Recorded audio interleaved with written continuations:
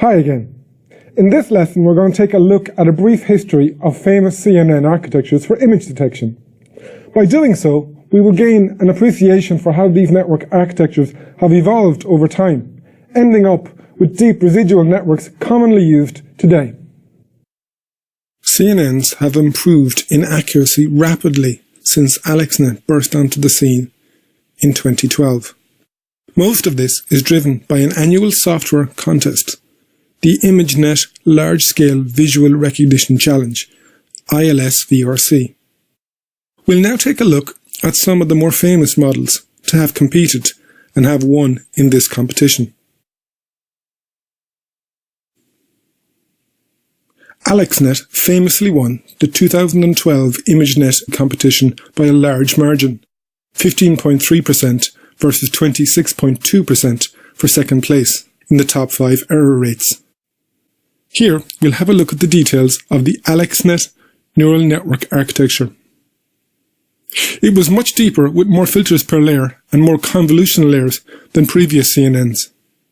AlexNet was trained simultaneously on 2 NVIDIA GTX 580 GPUs, which is why the network has this characteristic split into 2 pipelines. Compared to modern architectures, it was relatively simple.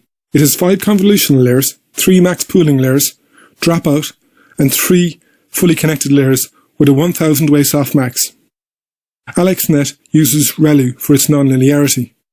It also uses dropout to deal with overfitting, which is where random units are ignored. That is, they are not considered during forward or backward propagation passes, to prevent overfitting. AlexNet also used overlap pooling, where the stride for pooling is less than the actual pool width. Here's an interesting visualization of the filters of the first convolutional layer. It seems that one GPU generated high-frequency grayscale features. They look kind of like edge detections, whereas the other generated low-frequency color features. The following year, Matthew Zeller and Rob Fergus won with ZFNet. It scored a top 5 error rate of 14.8%. They achieved this, a novel visualization technique to allow them to see what the intermediate feature layers were learning. They discovered that the learned features were not random patterns, but showed many desirable properties, such as increasing levels of invariance and class discrimination ability moving along the layers. They also discovered limitations in the network that were degrading its potential accuracy. For example, they noticed Layer 1 in AlexNet had high and low frequency information, but little coverage of mid-frequencies. Layer 2 had alias artifacts. They used these insights to make small changes to AlexNet and created ZFNet, which was to win ILS-VRC 2013. ZFNet was not only the competition winner, but also provided great insights into the inner workings of CNNs and in ways to improve their performance. In 2014, VGGNet was a runner-up in ILS-VRC. The VGGNet architecture was introduced by Simonyan and Zisserman. Their network used only 3x3 convolutional layers stacked on top of each other with increasing depth. Stacks of 3x3 convolutional layers have the same receptive fields as one 7x7 layer, but they are deeper and have more nonlinearities. In other words, they have more modeling capacity. The VGGNet architecture reduced volume in the network using max pooling and ends with 2 fully connected layers followed by a softmax classifier. It is appealing because of its uniform, simple architecture, and because of this has been very popular as a baseline feature extractor for more complicated networks. The downside of VGG is its size, a whopping 138 million parameters. The winner of ILS-VRC 2014 was GoogleNet. It was the first to break below a top 5 error rate of 10%, achieving a rate of 6.7% approximately. This spurred the organisers to figure out what comparative human-level performance would be. And so Andrei Karpathy had a go at practicing and achieved an error rate of 5.1%. GoogleNet was inspired by an early pioneering CNN from Yann LeCun et al. In 1998. The GoogleNet Novel Edition is called the Inception Module. It is based on several small convolutions in order to reduce the number of parameters. It was also much deeper, 22 layers deep, and yet had only 5 million parameters compared to 60 million in AlexNet. We've rotated it here to fit on a single slide. The bit of the left is the stem network, which is essentially a set of convolutional and pooling layers. The middle bit is the collection of inception modules, and the bit on the end at the right is the classifier. Blue boxes in the diagram are convolutional layers, red are pooling layers, and green are concatenations, where all the blocks are concatenated into a single output vector to be the input vector for the next stage. Yellow are softmax. Those wide fanouts to 4 boxes or more are the inception modules. The inception module performs multiple convolution sizes at once and concatenates the responses. It also introduced bottleneck layers that perform one-by-one convolutions to reduce feature depth, dimensionality, before those expensive convolutions.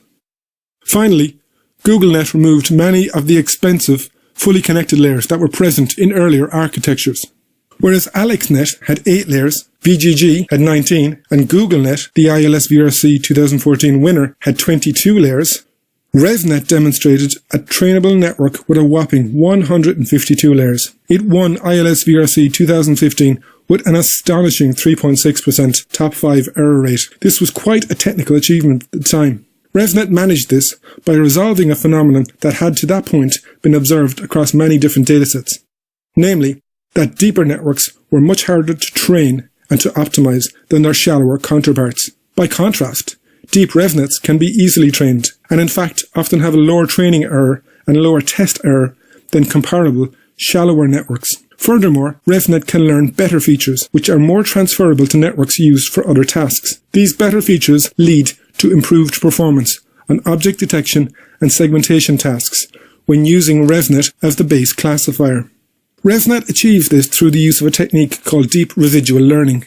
This is a technique that originated in Microsoft Research Asia and has involved passing through the main signal of the input data so that the network ultimately learns on just the residual portions that differ between the layers. This is proven to allow the training of much deeper networks by avoiding issues that haunt gradient descent. These cells bypass the convolutional layers and are added back in later before the rectified linear unit. Like GoogleNet, ResNet architectures that are deeper than about 50 layers or so tend to use bottleneck layers with one-by-one convolutions to reduce their output size. ResNet also doesn't have multiple dense layers at the end, only a single fully connected layer to provide output classes for the softmax. Let's take a look at the basic building block of ResNet, the residual module. As you can see, the residual module consists of a stacking of convolutional, batch normalization, and rectified linear unit activation layers. There are 2 concurrent paths in the residual block, called skip connections. This forces the convolutional portion of the residual block to focus on the residual error, and it prevents it from degrading the performance due to vanishing gradients. This has been a brief look at some of the more famous CNN architectures. ILS-VRC has certainly been a driving force in terms of CNN performance.